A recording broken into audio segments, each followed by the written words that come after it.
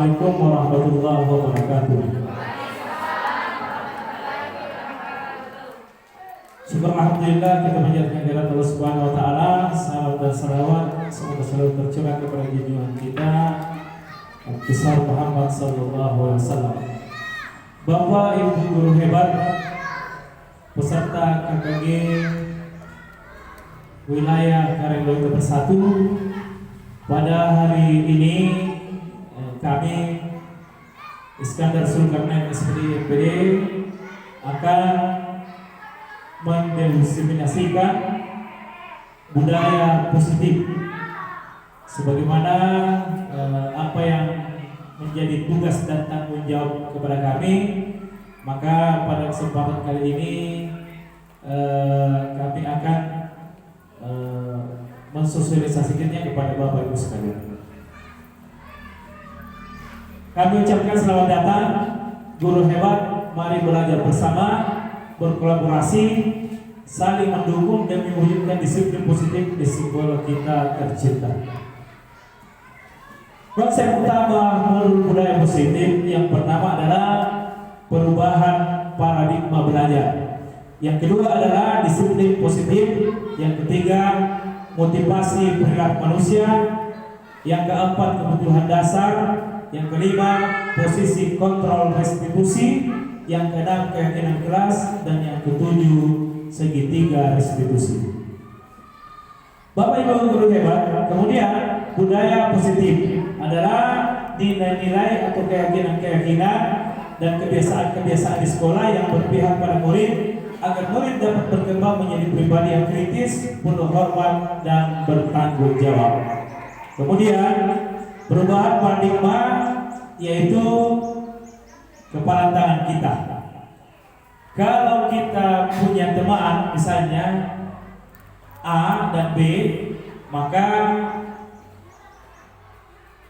apakah teman kita itu bisa membuka kepala tangan kita atau kita sendiri yang tergerak untuk membukanya? Nah, seperti mencoba dengan berbagai cara untuk membina Anda memberikan benda tersebut, bisa membujuk, mengancam, menghardik, meraih, menyuap, apa saja akan dapat membuka kepala tangan kita. Selanjutnya, kita sendiri yang memegang kontrol atas kepala tangan kita. Apakah kita membuka atau menutup kepala tangan kita?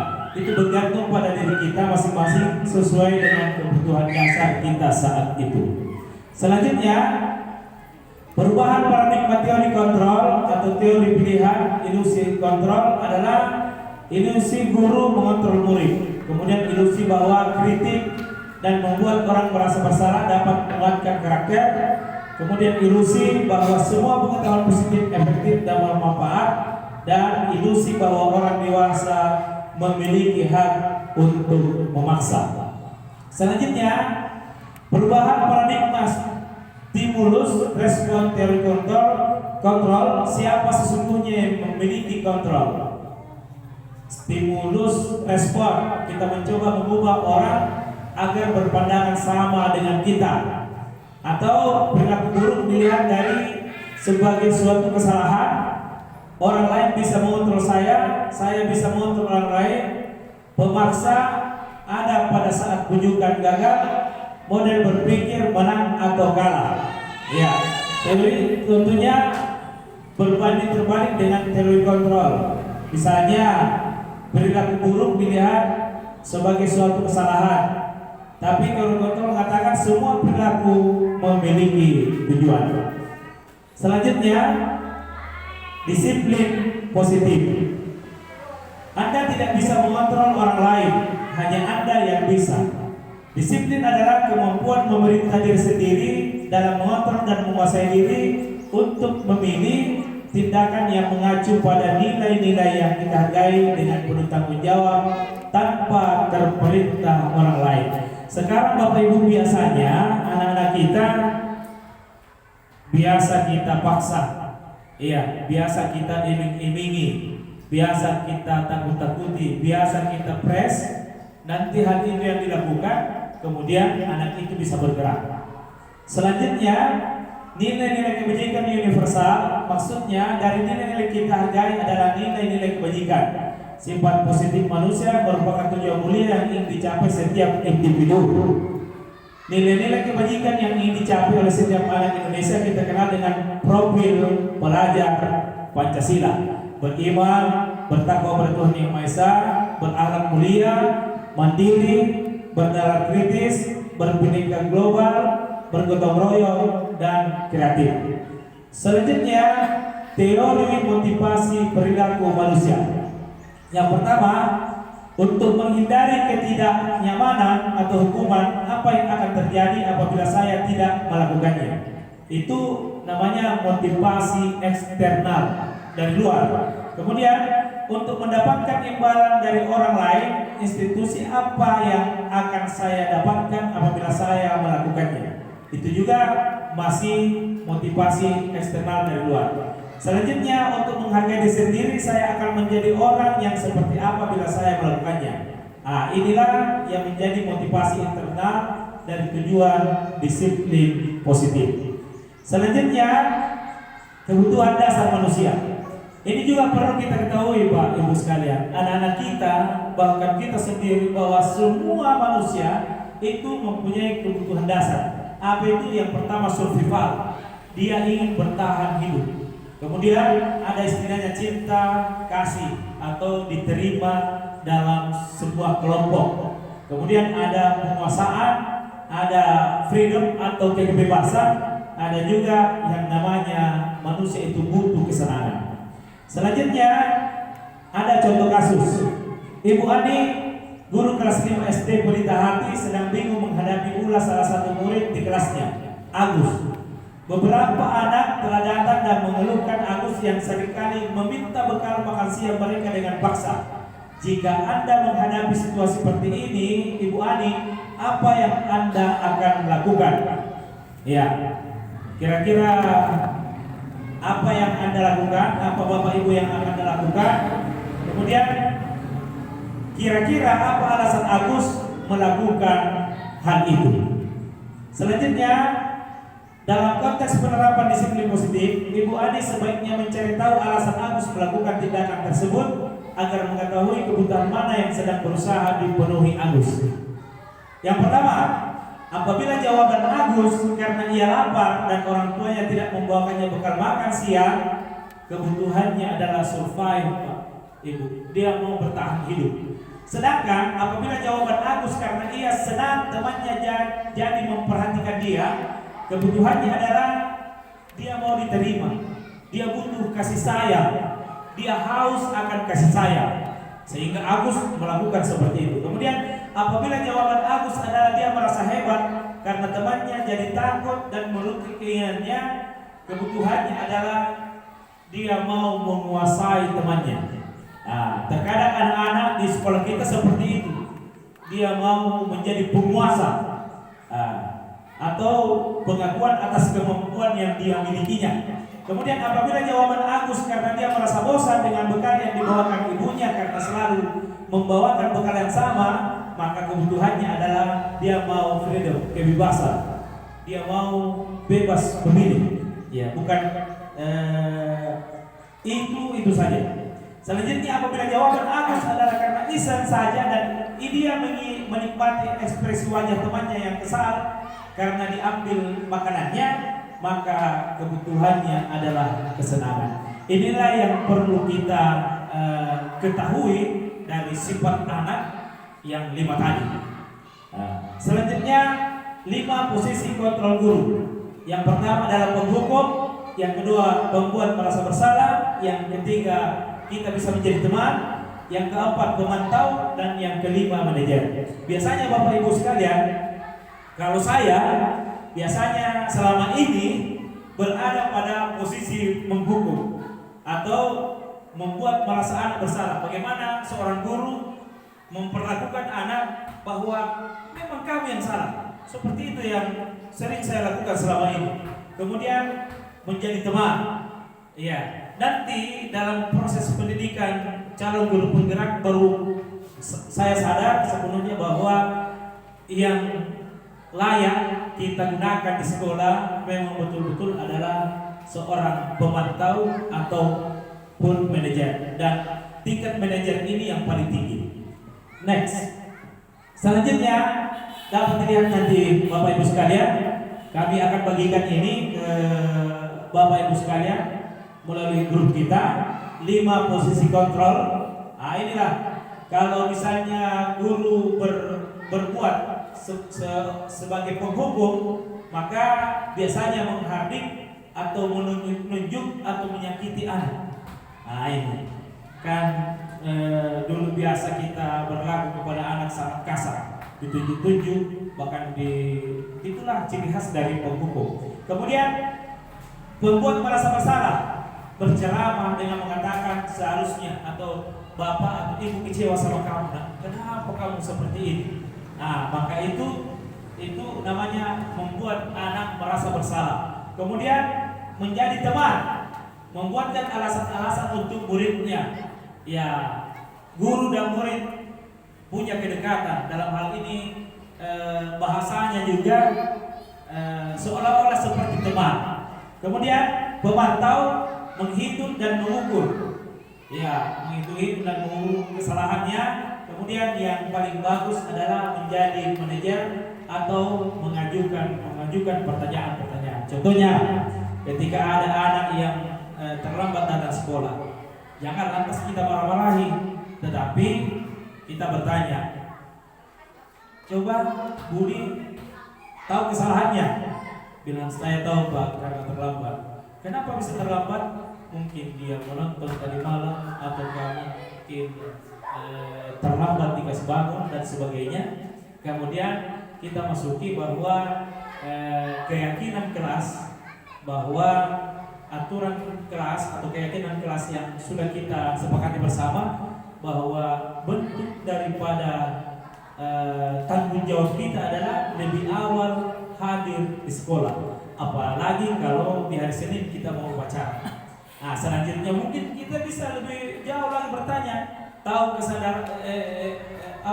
kesalahannya. Ketika anak itu mengatakan bahwa saya tahu kesalahan saya Pak, maka kedepannya seperti apa nantinya anakku, apakah masih mau terlambat atau bilang tidak Pak. Nah inilah posisi kita sebagai manajer.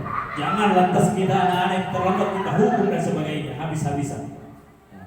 Next, pertanyaan. Kemudian siapa yang mengatakan saya kecewa sekali dengan kamu, itu berarti membuat orang merasa bersalah, atau kamu tidak pernah benar melakukannya, itu artinya menghukum. Ayolah lakukan demi ibu, demi bapak, berarti itu adalah teman. Apakah kau mau mendapatkan stiker bintang hari ini? Itu adalah pemantau. Dan bagaimana kamu bisa menyelesaikan masalah ini? Itu manajer. Dan ketika ada pernyataan, kamu selalu yang paling terakhir, itu menghukum. Jadi kata-kata menghukum ini Bapak Ibu seupaya mungkin kita harus menghindarinya. Next, keyakinan kelas adalah nilai-nilai kebajikan atau prinsip-prinsip universal yang disepakati bersama secara universal, lepas dari latar belakang suku, negara, bahasa maupun agama. Menurut dosen tahun 1998, suatu keyakinan akan lebih memotivasi seseorang dari dalam diri, instinktif namanya.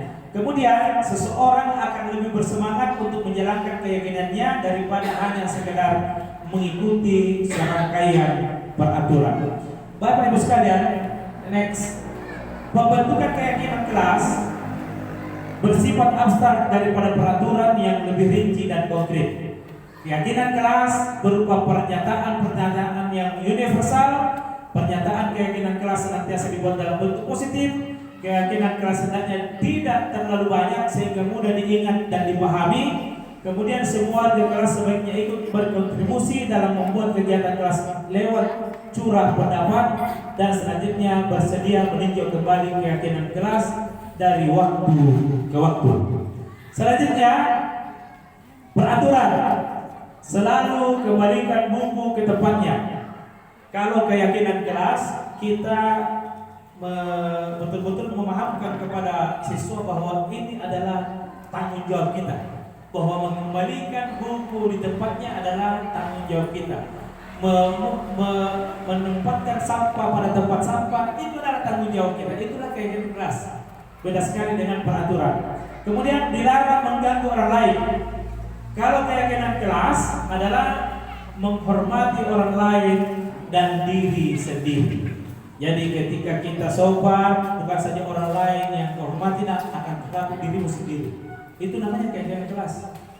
Kemudian dilarang melakukan kekerasan. Bahwa kalau keyakinan kelas, keselamatan atau menghormati orang lain. Selanjutnya, ini kesepakatan kelas. Ya, datang tepat waktu, mengucapkan salam, menjaga kebersihan sekolah, berdoa sebelum dan sesudah kegiatan, aktif dalam pembelajaran, tertib. Kalau Bapak Ibu guru sekalian, adakah penjemputan di sekolahnya masing-masing?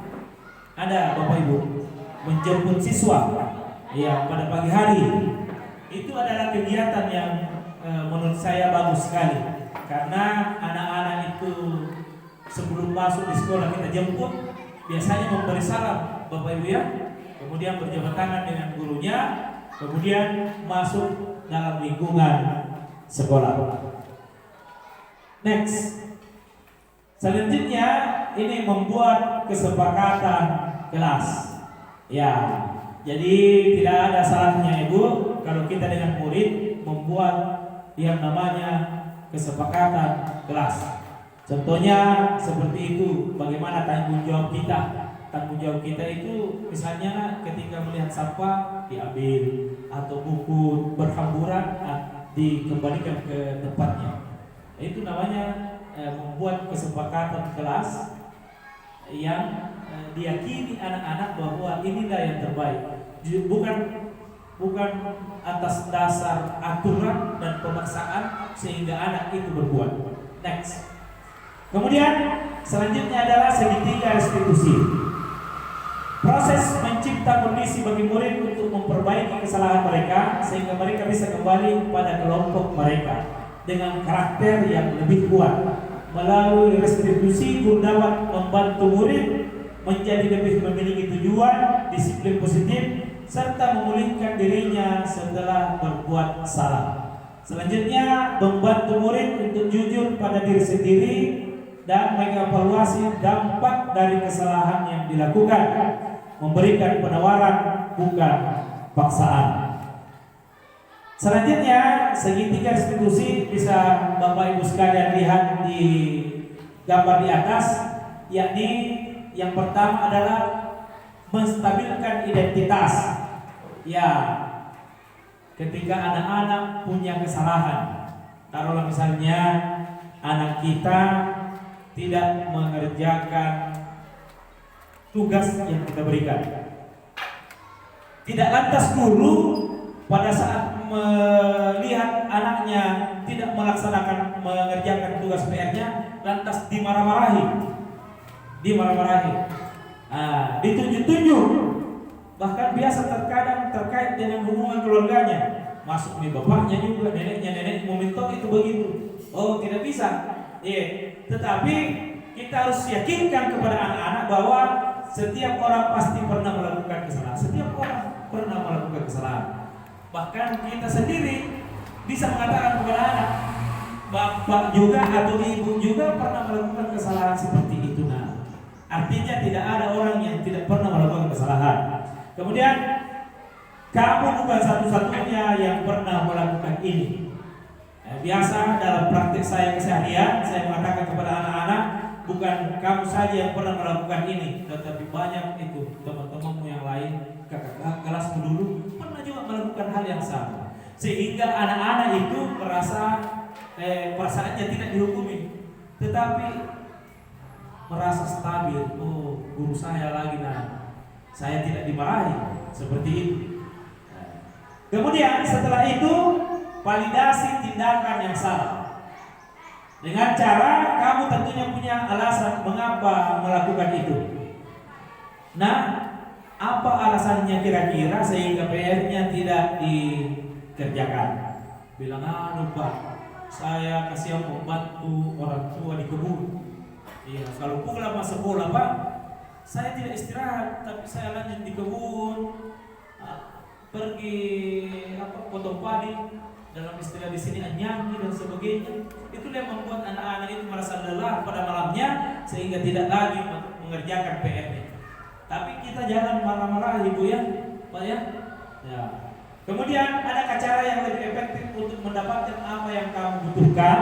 Nah, kita sudah mulai memvalidasi tindakan anak yang salah. Kemudian menanyakan keyakinan, yakni nilai-nilai apa yang telah kita sepakati, ataukah karena kita ini kesalahan kita seperti apa, bahwa kita ini membantu orang tua tak di kebun sehingga tidak mengerjakan PR, kira-kira kedepannya seperti apa sehingga anak itu merasa tidak dihukumi, akan tetapi dia bisa berpikir. Bahkan ada tawaran biasa, bagaimana Pak kalau pulang sekolah saya membantu orang tuaku di kebun, tapi kalau sudah sholat maghrib saya secepatnya mungkin mengerjakan tugas sehingga besoknya saya bisa menyetor tugas yang lebih. Bilang bagus kenapa? Karena dua-duanya jalan. Tugas yang diberikan oleh Bapak Guru juga selesai dan tugas membantu orang tua juga bisa dilaksanakan. Selanjutnya, untuk membuat anak yang merasa gagal karena berbuat salah menjadi positif terhadap dirinya, maka tahapan segitiga resolusi itu yang pertama, saya ulang kembali tadi, menstabilkan identitas. Berbuat salah itu tidak apa-apa. Kemudian tidak ada manusia yang sempurna. Saya juga pernah melakukan kesalahan seperti itu. Kita bisa menyelesaikan ini. Bapak Ibu tidak tertarik mencari siapa yang salah, tapi Bapak Ibu ingin mencari solusi dari permasalahan ini. Kamu berhak merasa begitu. Inilah hal-hal yang bisa diungkapkan untuk menstabilkan identitas anak. Jadi Bapak Ibu sekalian, dihindari sekarang yang namanya memarahi anak secara langsung, menunjuk-nunjuk anak secara langsung, apalagi itu di depannya teman-temannya. Kenapa? Secara psikologi ini berarti anak itu dipermalukan, dan hal inilah yang membuat anak biasa murung, tidak bersemangat, nakal, bandel di sekolah. Selanjutnya adalah memvalidasi tindakan. Kamu bisa saja kan melakukan hal yang lebih buruk, tapi kamu tidak melakukannya kan? Nah sebenarnya misalnya anak-anak tadi bisa saja kita terus-menerus tidak melakukan mengerjakan tugas, bahkan bisa dari tindakan itu bisa membohongi bapak, bisa membohongi teman, bisa membohongi ibu gurunya. Artinya dari kesalahan yang satu berentetan kepada yang lain. Nah, itu namanya divalidasi tindakannya. Kemudian apa yang penting bagi kamu? Nah, inilah semua pertanyaan-pertanyaan yang bisa diungkapkan. Selanjutnya, next adalah menanyakan keyakinan. Apa nilai yang kita percaya di kelas atau sekolah kita, atau nilai universal apa yang telah kita sepakati. Jadi Bapak Ibu, kalau kita sudah menyusun keyakinan kelas, tidak susah nih kita menyampaikan kepada siswa bahwa apalagi itu yang kita sepakati di kelas. Misalnya tanggung jawab, hadir tepat waktu. Jangan bilang tunjuk-tunjuk, tapi ingatkan anak-anak bahwa apa yang menjadi kesepakatan kita. Tanggung jawab, bagaimana bentuk tanggung jawab anak? Artinya hadir tepat waktu. Inilah seperti apa yang kamu rasakan ketika kamu melakukan ini, atau kamu menjadi orang yang seperti apa ke depannya.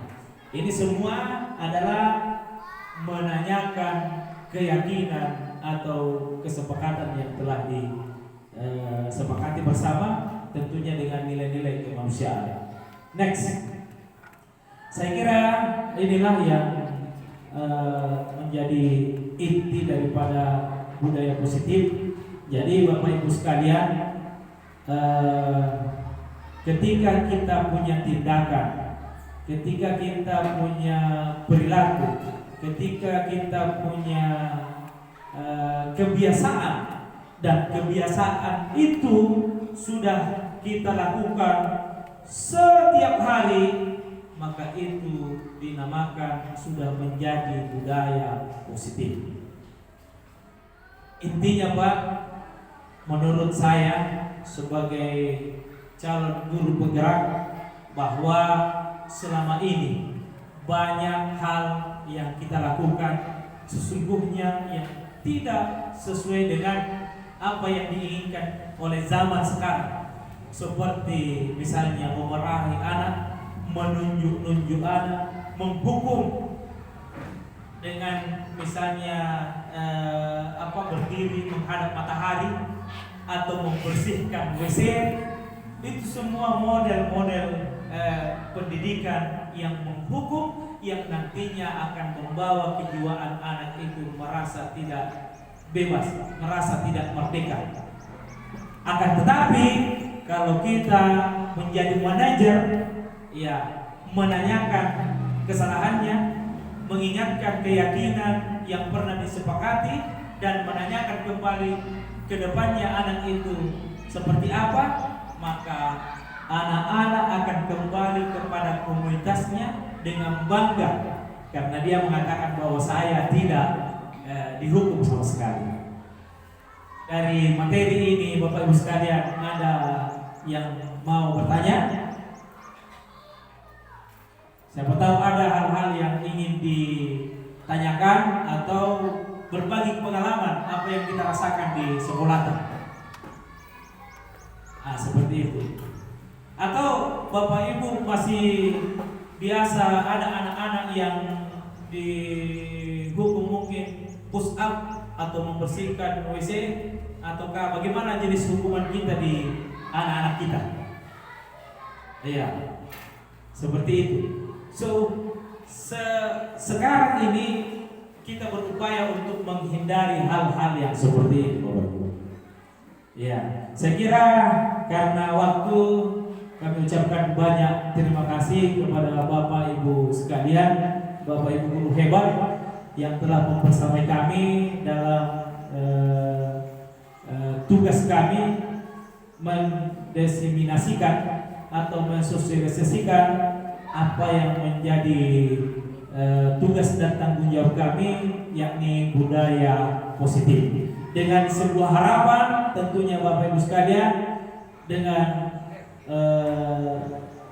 melihat atau mendengar paparan tadi, mari kita kembali ke sekolah masing-masing untuk menumbuhkan budaya positif. Anggaplah anak ini adalah masa depan kita semua.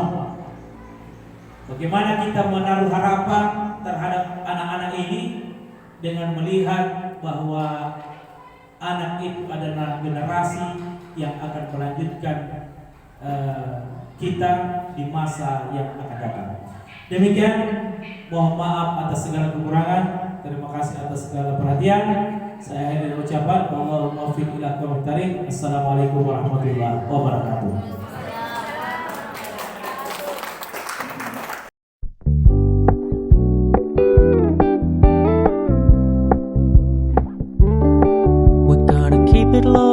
Keep it softly spoken, with no strings tying you to me.